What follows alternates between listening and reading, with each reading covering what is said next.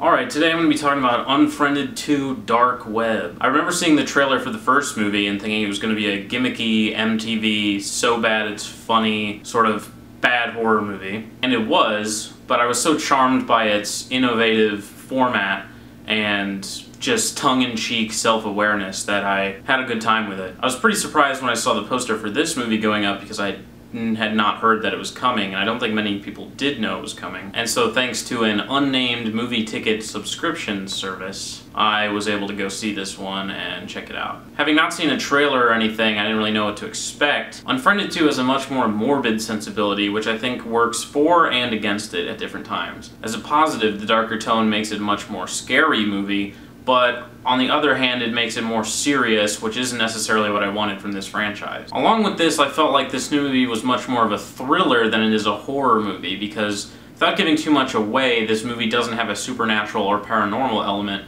but still does have the far-fetchedness of the first one. This movie succeeded at being a thriller because it relied on its narrative to be compelling rather than just it being scary, which I think was working here. The first act was actually pretty dry, and I think I heard the couple in my row of seats talking about leaving. However, just as it hits the midpoint, I think things really pick up and get a lot more intriguing once the main character starts opening some folders, which sounds really dumb now that I think about saying that out loud. Regardless, I was pretty interested starting at this point, and I think things get the scariest around the middle too. After the rules start revealing themselves and the bad guys sort of come out and say what they're doing, things kind of become a little less interesting, and I think this is a problem with a lot of horror films now in general. Part of my issue with Hereditary was that things got too explained, and this movie kind of has the same issue. By the end, I was mostly just waiting to see how these characters got picked off, and I didn't actually think that disappointed. Like I said, this movie's a roller coaster, and I think it does maintain a level of intrigue until the end that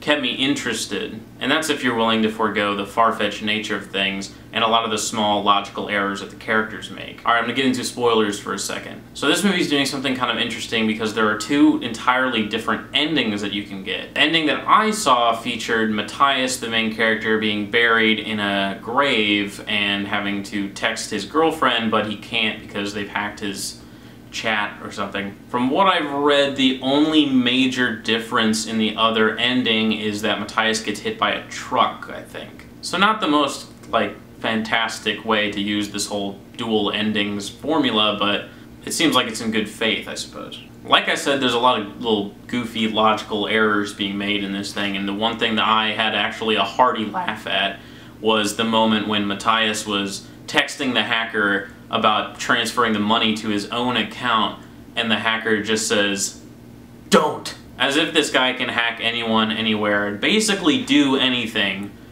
except stop the transfer of this money. Like, he couldn't get on his phone and just change the password. Alright, spoilers over. I don't like to pick apart movies for those sort of little things, but if you are the kind of person who does, then this is not the movie for you. Overall, I think this movie takes the formulaic nature of the franchise and does something a little bit new with it, but not too new, and I think that's maybe what I would have wanted. I really like how horror franchises develop over time, be it Friday the 13th or Halloween, or even I think Unfriended's sister franchise, which is Paranormal Activity, and I'm kind of curious to see where they keep going with this because, like a lot of those other movies, this one developed its own language with the desktop formula.